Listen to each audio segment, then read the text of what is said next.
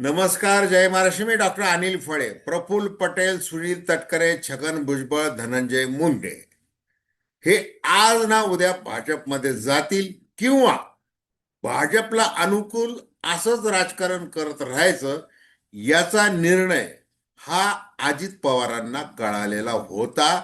आणि त्याही आधी शरद पवारांना त्याची सगळी माहिती होती आणि त्यांचा अंदाज कधीच चुकत नाही.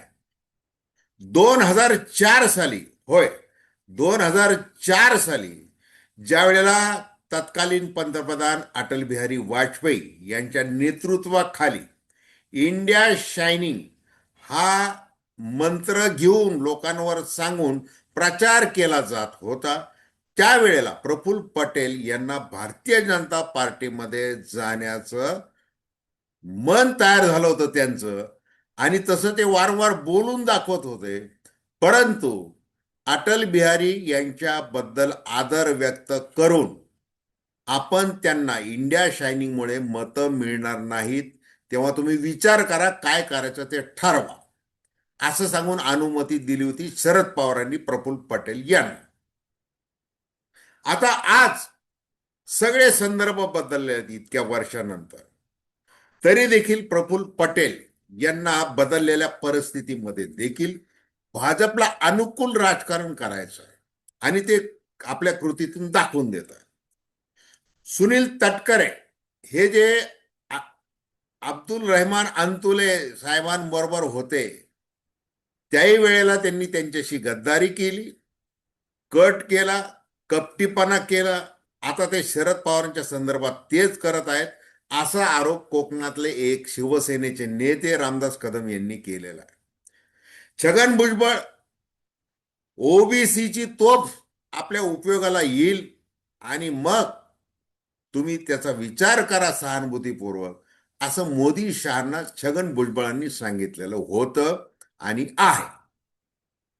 दुसरीकडे धनंजय मुंडे यांचं ज्या वेळेला मंत्रिपद गेलं, त्यावेळेला त्यांनी पहिली भेट घेतली ती छगन भुजबळांची. आणि मग अलीकडच्या काळामध्ये ज्या वेळेला छगन भुजबळ म्हणाले की आता गोपीनाथराव मुंडे यांचा वारसा तुम्ही चालवा, याच्यात हे सगळं जे आहे, आणि मग ही मानसिकता अगदी अजित पवार यांचं अकाली निधन झालं आणि मग आता करायचं काय, पक्ष बळकावला जाईल आपला, म्हणून तो घाईघाईतला शपथविधी आणि हे सगळं जे मड्यावरचं लोणी खाणारं जे राजकारण महाराष्ट्राला बघावं लागलं, त्याची पाळंमुळं खूप खोलवर रुतलेली आहेत आणि त्या संबंधी आपण थेट विश्लेषण करतो. दर्शकांना विनंती की चॅनल सबस्क्राईब करावं, सबस्क्राईबचं बटन दाबावं आणि आपल्या प्रतिक्रिया बिनधास्तपणे नोंदवाव्या. तटस्थ भूमिकेतून स्वतंत्र पत्रकारिता म्हणून सर्वसामान्यांच्या दृष्टिकोनातून आपण चर्चा करत असतो. हे बघा, पहिल्यांदा धनंजय मुंडेंचं घ्या. धनंजय मुंडे यांचे खास मित्र वाल्मिक कराड यांच्यामुळे त्यांचं मंत्रिपद गेलं. मग राजकीय नैतिकता म्हणून त्यांना राजीनामा द्यावा लागला. प्रत्यक्षामध्ये देवेंद्र फडणवीस यांच्यासह त्यांची खास मैत्री, अगदी ते दोघेही ज्यावेळेला भारतीय जनता पार्टीमध्ये होते, म्हणजे तेव्हा देवेंद्र फडणवीस प्रदेशाचे अध्यक्ष होते आणि भाजयुमोचे अध्यक्ष होते धनंजय मुंडे. तेव्हापासूनची त्यांची मैत्री ती आज तागायत चालत आलेली आहे. अगदी करुणा मुंडे यांच्याशी मैत्री आणि मग त्याच्यामध्ये देवेंद्र फडणवीस त्यावेळेला कसे बरोबर होते हे देखील बोललं गेलेलं आहे.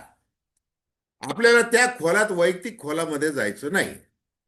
मग धनंजय मुंडे हे अलीकडच्या काळामध्ये ज्या वेळेला अजित पवार बीडच्या दौऱ्यावर आले होते आणि त्यांनी जाणीवपूर्वक असा एकदम कार्यकर्त्यांना दिला होता, तिथल्या स्थानिक नेत्यांना दिला होता की कंत्राटदारी जे टेंडर आहे त्याच्यामधला 1 रुपया इकडं तिकडं झाला तर याद राखा,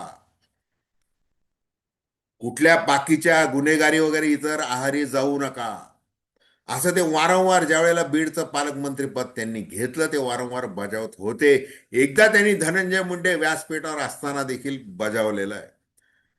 मग अलीकडे ज्या वेळेला बजावलं त्यावेळेला मात्र धनंजय मुंडे आवर्जून व्यासपीठावर नव्हते. दुसरंच कारण दिलं होतं. मी दौऱ्यावर आहे, मी स्टार कॅम्पेनर आहे, मी इतर प्रचार करतोय, असं काहीतरी, किंवा आजारीपणा, असं एक कारण दिलं होतं. आणि ते अजित पवार ज्या वेळेला आले होते त्यावेळेला तिथं नव्हते.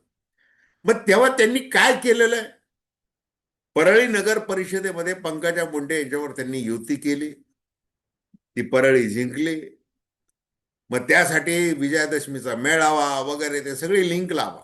आणि इतकंच नाही, ते दिल्लीला गेले आणि अमित शहा यांना भेटले, एकटेच भेटले, आणि कारण सांगितलं की परळीच्या विकासासंबंधी चर्चा करायला गेलो. म्हणजे अजित पवार यांच्यावर तुमचा विश्वास नव्हता का? परळीच्या, बीडच्या विकासासंबंधी थेट अमित शहा गृहमंत्र्याला केंद्रातल्या काय सांगायचं होतं? हे काय लक्षण आहे? आणि मग भारतीय जनता पार्टीमध्ये धनंजय मुंडे जाणार, कारण ओबीसीचं कार्ड आहे. किती नाही म्हटलं तरी लोकप्रियता आहेच आहे, शब्दावर हुकूमत आहे. शेरोशायरी करतात छगन भुजबळांसारखी, हातवारे करून बोलतात, सभा जिंकतात. असा नेता जर भारतीय जनता पार्टीला मिळाला तर तो का नको आहे? हे सगळं राजकारण. आता त्या अर्थाने छगन भुजबळ ज्या वेळेला मनोज जरांगे पाटील यांचं आंदोलन हे पेटतंय आणि आपल्याला ते महागात पडणार आहे, याचा जसा अंदाज आला, त्यावेळेला छगन भुजबळ यांना नाशिकमधून लोकसभेवर उभं केलं पाहिजे, असं कुणी सांगितलं? शहांनी सांगितलं. कुणाला सांगितलं? अजित पवारांना सांगितलं, तटकरेंना सांगितलं, पटेलांना सांगितलं. त्यांना काय करावं ते समजेना. त्यांनी बोलवलं, छगन भुजबळांची चर्चा केली, आणि असा असा वरून निरोप आहे हे देखील सांगितलं. तर छगन भुजबळांनी काय केलं होतं? शहांशी आणि मोदींची त्याआधी संपर्क साधलेला, आणि आधी सांगितलं की तुम्ही सांगा. आणि मग नंतर महिनाभर झाला, नाशिकची लोकसभेची उमेदवारी जाहीरच झाली नाही. मग शेवटी कंटाळून छगन भुजबळ यांनी प्रसार माध्यमांसमोर अजित पवार आणि यांच्या विरुद्ध विधानं केली, आणि त्यांची इच्छा दिसत नाही. जरी भारतीय जनता पार्टीच्या शीर्षस्थ नेतृत्वाची इच्छा आहे तरी देखील नाही. आणि मीच आता त्या उमेदवारीच्या स्पर्धेतून माघार घेत आहे असं जाहीर करून टाक. त्याच्यानंतर आली राज्यसभा. सुनेत्रा पवार यांना पाठवायचं होतं. त्याच्या आधी त्यांना विचारण्यात आलं छगन भुजबळ यांना की तुम्ही राज्यसभेवर जाता का? तुम्हाला राष्ट्रीय राजकारणात आता इंटरेस्ट आहे, तुम्हाला तिकडे जाऊन सुरू करायचं आहे. तर त्यावेळेला ते म्हणाले, म्हणजे तिथेही त्यांनी काहीतरी वाद घातला. आणि मग सुनेत्रा पवार यांना त्यांनी विधिमंडळात आणलं, तो अर्ज भरला, हे सगळं त्यांनी त्यावेळेला केलं. मग ज्या वेळेला डिसेंबर मध्ये 24 मध्ये मंत्रिमंडळ विस्तार, त्यावेळेला काही नंबर लागला नाही मंत्रिमंडळामध्ये. मग काय, जहा नाही चैना वही वहा नाही रहना वगैरे असं करत त्यांनी काय केलं? नाशिकला मेळावा घेतला. समता परिषदेचे कार्यकर्ते सगळे आपले पाठीराखे यांच्यासह त्यांनी नाशिकला मेळावा घेतला. त्याच्यामध्ये त्यांनी सांगितलं, मी काय तुमचं खेळणं आहे का? तुम्ही एकदा मला असं म्हणताय, एकदा तसं म्हणताय, मला हे म्हणताय, मला ते म्हणताय. मग दरम्यानच्या काळामध्ये शिर्डीला ज्या वेळेला राष्ट्रवादी काँग्रेसचा मेळावा झाला होता, तिथेही ते आले नाही, फिरकले नाही, म्हणजे काहीच केलं नाही. नागपूर अधिवेशनात त्यावेळेसही त्यांनी तसंच केलं. मग मोदी शहांशी ते केव्हा बोललेले? ज्या ज्या वेळेला त्यांचे दौरे झाले, व्यासपीठावर जाऊन बसले, काहीतरी विकासाचं पत्र द्यायचं असं करून त्यांच्या जवळ बसले आणि हितगुज साधलेलं ते महाराष्ट्राने पाहिलेलं आहे. मग आपण आता आपल्याला आपला पक्ष, आपण शरद पवारांची साथ सोडून रात इकडे आलो, 2023 मध्ये जरी मंत्री झालो तरी आपल्याला ज्येष्ठ म्हणून काही विचारलं जात नाही. आपल्याला पूर्वीसारखेच कष्ट घ्यावे लागत आहेत, संघर्ष करावा लागत आहेत, वगैरे वगैरे ते बोलले. त्यांची मानसिकता लक्षात घ्या, ही आहे. म्हणजे असे हे सगळे जे 4 जण आहेत, आणि सगळ्यात महत्वाचं म्हणजे जाता जाता की शरद पवार हे पूर्वीपासून एनडीएच्या विरोधात, विचारधारा वगैरे वगैरे अनेक कारण. आणि समजा आपण या चॅनलवर तर्क मांडलेला, इतरांनी अनेकांनी तो तर्क मांडलेला आहे की अजित पवार असताना एनडीए मध्ये गेलं पाहिजे, मग जायचं तर तुम्ही घ्या, मी निवृत्त होतो, निर्णय तुम्ही घ्या आणि माझी त्याला अनुमती आहे. मग त्यावेळेला सत्तेचं वाटप वर दिल्लीला एनडीए मध्ये काय करायचं, इकडे महाराष्ट्रामध्ये काय करायचंय, तर दिल्लीमध्ये मंत्री होता येणार आहे. मग त्याही वेळेला आपला नंबर लागणार नाही, सुप्रिया सुळे मंत्री होतील, मग आपला नंबर कुठं लागणार. मग त्यापेक्षा आपण काय थेट भारतीय जनता पार्टीमध्ये गेलं तर ते चांगलंच आहे. नाही तर मग कसं आहे, यांच्यामध्ये लावून देणे कार्यक्रम तो सुरूच आहे. जसं अजित पवार म्हटले एकत्रीकरणाच्या वेळेला काही नेत्यांचा विरोध आहे, ते सगळं झालेलं आहे, त्याच्यावर खूप बोललेलो आपण. हे सगळं आहे. आणि मविबामध्ये गेले तर प्रश्नच नाही, आपलं म्हणजे हायवे जायचं नाही, म्हणजे सत्ता राहणारच नाही, 3-3.5 वर्ष काही निवडणूक नाही, आणि मग आपण करायचं काय. म्हणजे कुठलाही निर्णय शरद पवारांचा झाला तरी आपण करायचं काय हा प्रश्न आहे. आणि तो प्रश्न, त्याचं उत्तर शोधण्याची ही संधी आहे. अजितदादा आपल्यामध्ये हयात म्हणजे राहिलेले नाही आहेत. आणि मग त्यांच्या नंतर काय, तर सुनेत्रा वहिनींना आपण हे करायचं आहे, घाईघाईमध्ये त्यांना शपथविधी करायचा आहे आणि पुढचं.